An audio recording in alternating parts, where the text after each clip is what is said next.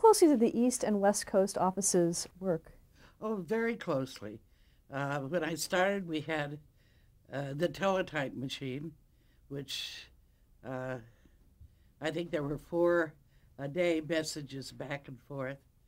Uh, it avoided long distance phone calls, which were rather expensive in those days.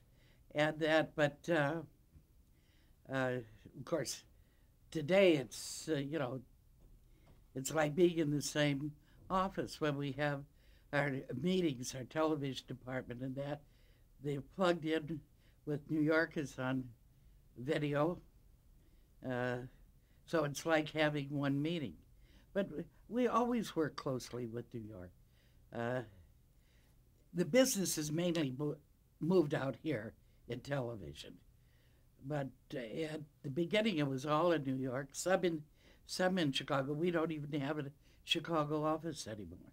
We have a Nashville office, and that's country music. And one of our uh, agents was just voted Agent of the Year for Nashville, and there there is a closeness there. And of course, we just established an office in Miami.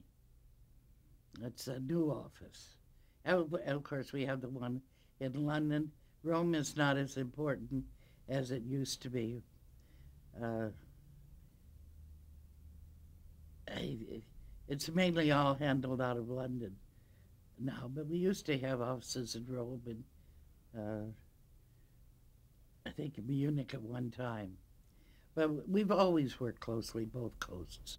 The shift westward became because the production shifted out here in the beginning, and there still is production in New York, but the bulk of it has shifted out to the West Coast. Although shows are there's production in Vancouver, and again, but that's West Coast. Although I'm sure there's a lot in Toronto, which is more East Coast. But the networks moved, the studios out here, the majors, are here. The Les Moonves for CBS is out here, not in New York, and that's really why the shift came, as far as the agents are concerned. Publishing and theater are still New York. Uh, uh, Records are all over the place. Miami is important because of the emergence of the Latin American artists, both in music and I think you're going to see a lot more in programming as time goes on. You have. It's too bad about Serena. Uh, uh, there was a typical crossover artist if I ever saw one. And Jennifer Lopez, who's not a client incidentally, is a crossover artist. And there'll be many, many more.